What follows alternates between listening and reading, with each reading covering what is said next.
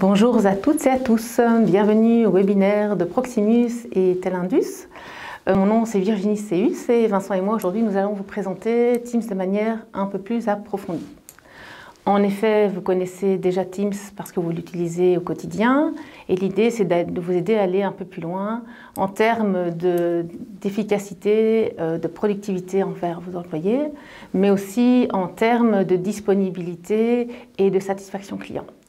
Alors bien sûr, aujourd'hui, nous n'irons pas dans tout le détail des possibilités, mais l'idée est vraiment de vous inspirer. Mais tout d'abord, revenons au début du besoin, de ces nouveaux besoins. L'apparition de la pandémie Covid-19 a été un réel bang-bang dans notre vie à tous.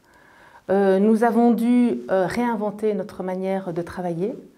Nous sommes passés d'un mode de travail traditionnel 80% au bureau, 20% à la maison, à un mode de travail à 80% à la maison et maximum 20% au bureau. Ceci nous a amené à revoir notre mode de communication avec nos clients puisque nous ne pouvions plus travailler en face à face.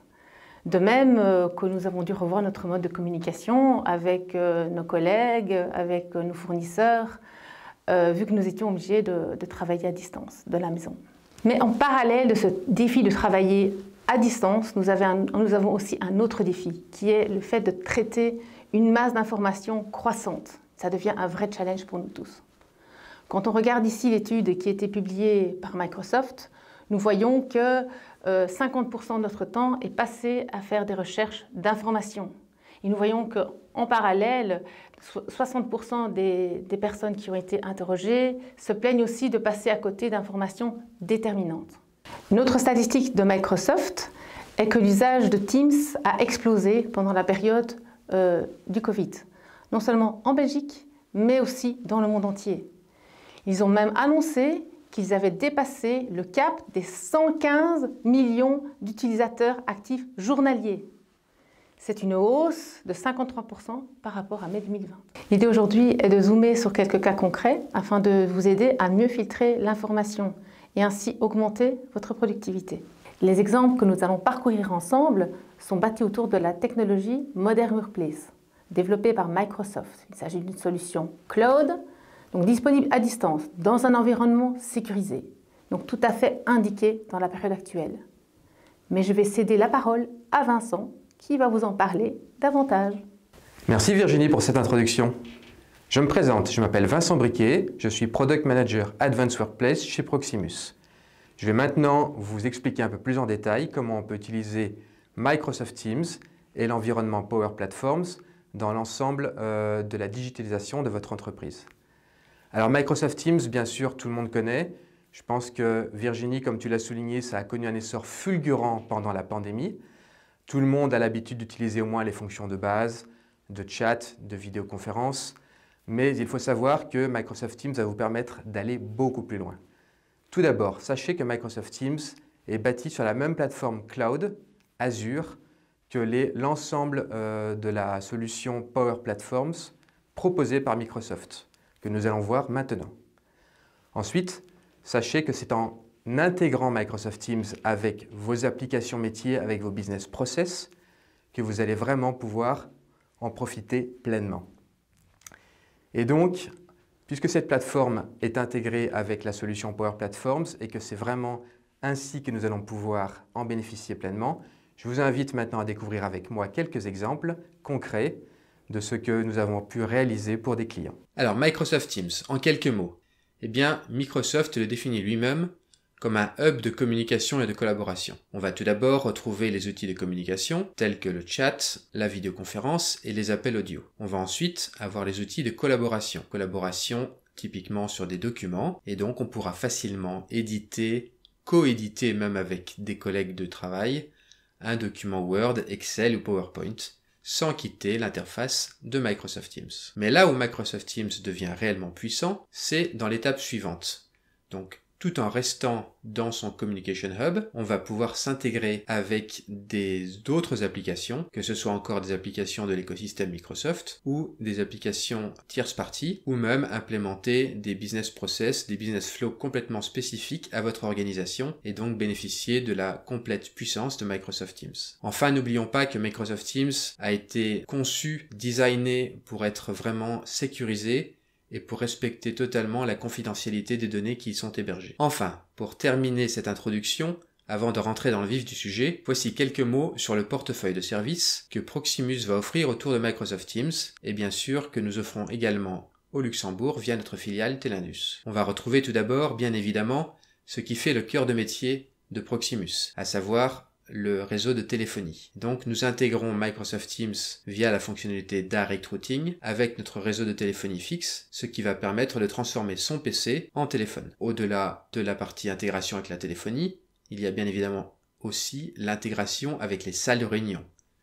Donc pour bénéficier d'un confort de réunion bien supérieur à celui qui est offert par son PC avec sa webcam, on va pouvoir équiper des salles de conférence en Teams Meeting Room, et donc avec une caméra et un son de très bonne qualité, s'intégrer de façon parfaite avec des réunions Microsoft Teams. Enfin, la troisième partie de ce portfolio de services, ce sont les Value Added Services. Quand on parle de Teams et notamment de téléphonie dans Teams, on va bien sûr penser tout d'abord à rajouter des fonctionnalités à cette téléphonie. Ce sont par exemple des fonctions de contact center, des fonctions d'enregistrement des appels ou de routage des appels. Mais on va également retrouver dans cette partie des intégrations plus poussées avec les applications tierces dont on va parler ensuite. Enfin, les trois parties suivantes de ce graphique, commencer par la Teams Readiness Track, l'adoption et le support, concernent toute une étape absolument cruciale du déploiement réussi d'une solution Teams dans une organisation. La première étape, évidemment, c'est de s'assurer que l'organisation est prête, à la fois en termes techniques et en termes organisationnels. C'est ce qui est fourni par notre service Teams Readiness Track. Ensuite, l'implémentation, la configuration et bien sûr l'adoption, donc aider les utilisateurs à s'approprier la nouvelle solution. Et enfin, la partie support, que ce soit le support aux IT managers ou aux utilisateurs finaux.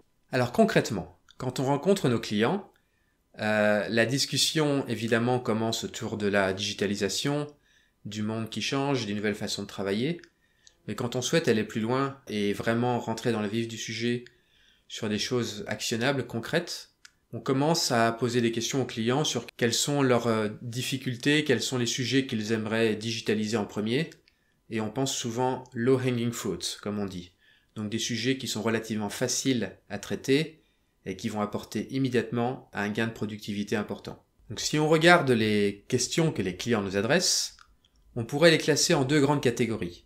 La première catégorie, ce sont surtout des questions liées à la digitalisation de tâches simples mais répétitives et qui au final, à la fin d'une journée, vont vraiment consommer du temps de façon inutile. La deuxième grande catégorie, ce sont plutôt des questions qui vont tourner autour de l'interaction client. Alors regardons maintenant le cas concret des flots d'approbation. Je pense que dans toutes les organisations, vous avez pu voir des cas de figure qui ressemblent à celui-ci, que ce soit pour une demande de congé, ou que ce soit par exemple pour lancer une procédure d'achat vers un fournisseur. On va avoir d'abord un demandeur qui va remplir un formulaire, lequel formulaire est ensuite adressé à une personne qui doit le valider, et qui va probablement devoir l'ouvrir, le signer, le renvoyer.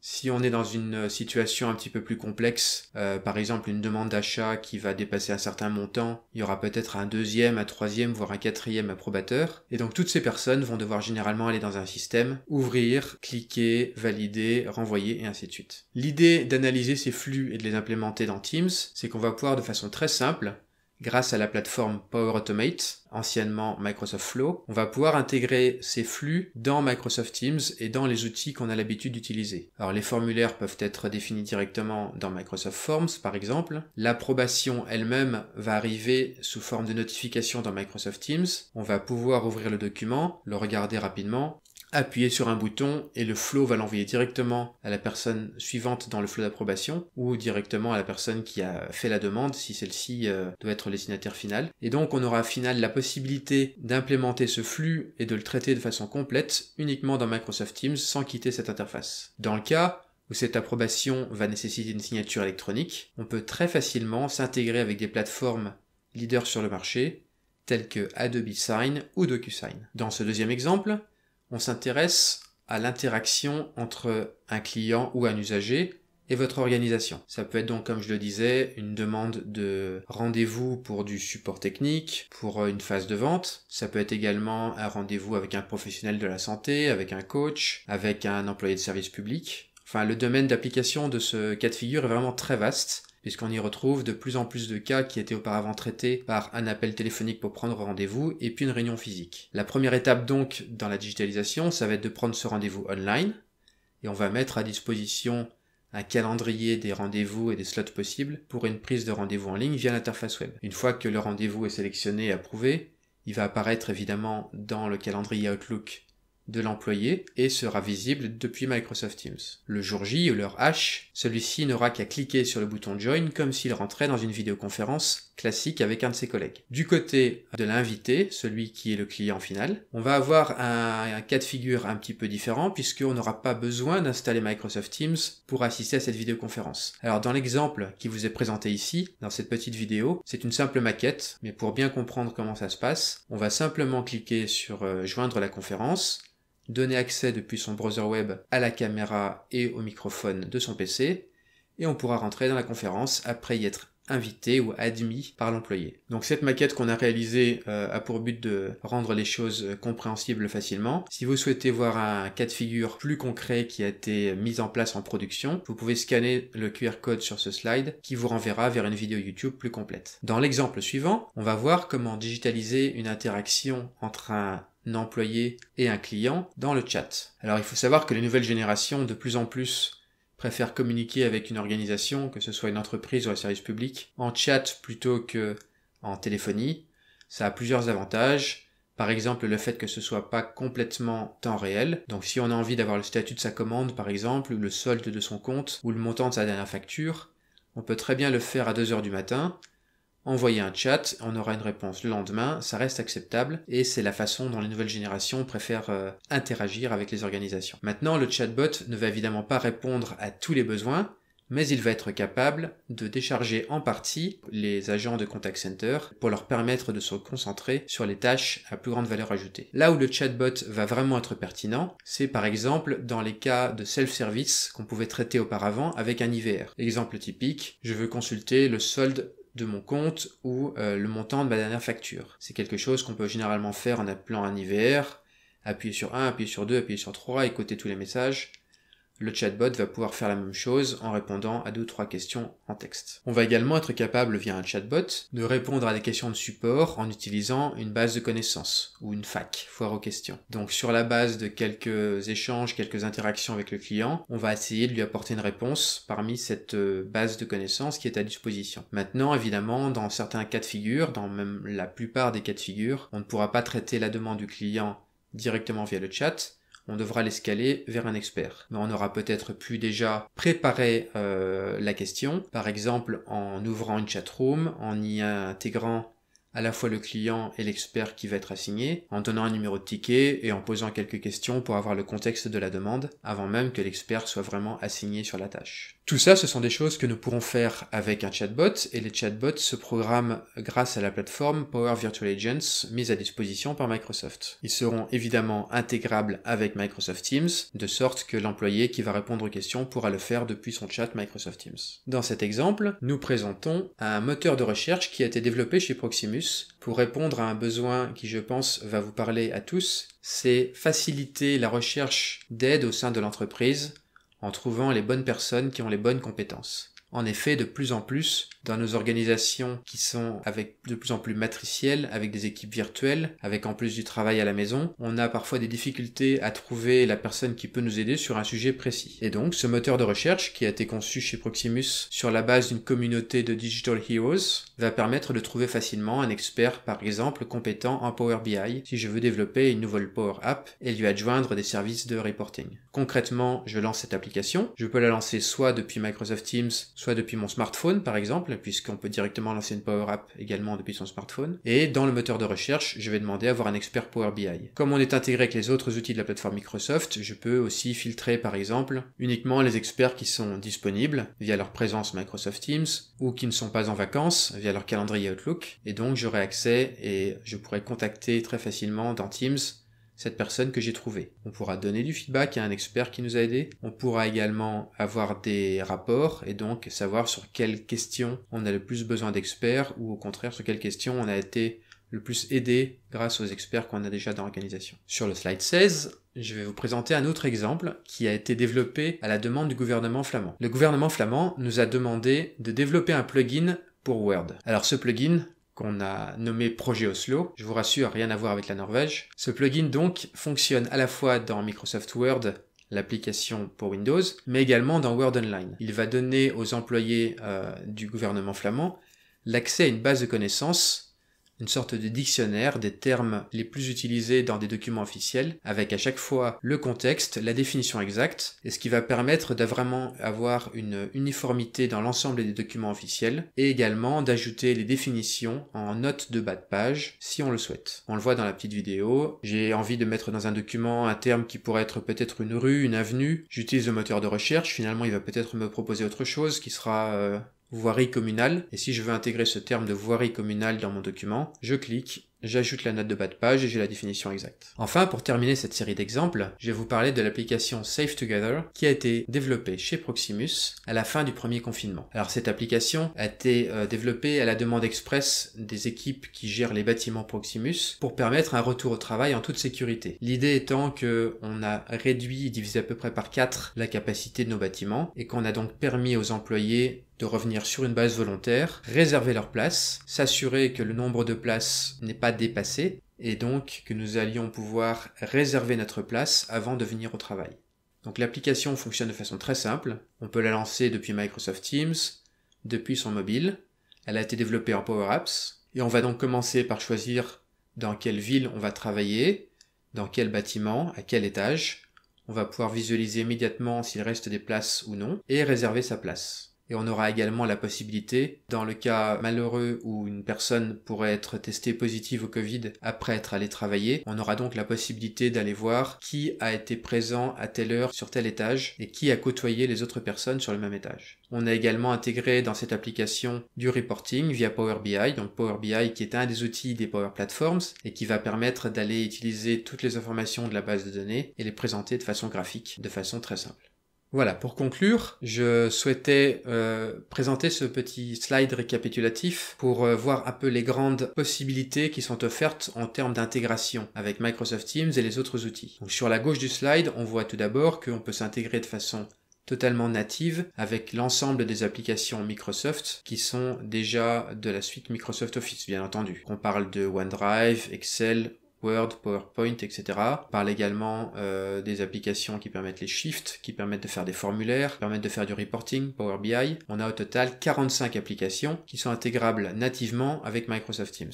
Ensuite, on va trouver dans un deuxième bloc des applications tierces, mais qui disposent également d'intégration out of the box, qui vont permettre donc en quelques clics d'avoir Microsoft Teams dans un flux avec une application comme Salesforce par exemple, comme GitHub, comme Zendesk, etc. Et là, on a environ 450 applications qui sont déjà disponibles avec des intégrations out of the box vers Microsoft Teams. Enfin, on peut aller encore beaucoup plus loin en faisant des intégrations spécifiques avec les applications métiers de votre choix, même si elles ont été développées en interne, ou avec simplement des business process. Et on peut partir de choses existantes, des templates existants, ou développer from scratch sur la base des compétences apportées par Proximus et Telindus. Donc pour terminer cette présentation, on va répondre évidemment à la question « Par où je commence ?» Eh bien, nous avons l'habitude de commencer par une discussion ouverte avec nos clients. Une discussion ouverte parce qu'il est important de pouvoir identifier les bons exemples, les bons use cases sur lesquels on a envie de travailler, sur lesquels on pense que le gain entre le temps passé à développer et le gain de productivité va être le plus intéressant. On va donc travailler par des workshops type design thinking. On va s'asseoir ensemble avec vous autour de la table, réfléchir, prototyper, faire une première étude budgétaire et venir donc avec une proposition avant d'aller plus loin. Dans une deuxième étape, on va pouvoir tester le prototype, avoir des retours et puis évidemment aller plus loin dans l'implémentation si on juge que c'est satisfaisant. Mais les choses ne se terminent pas là puisque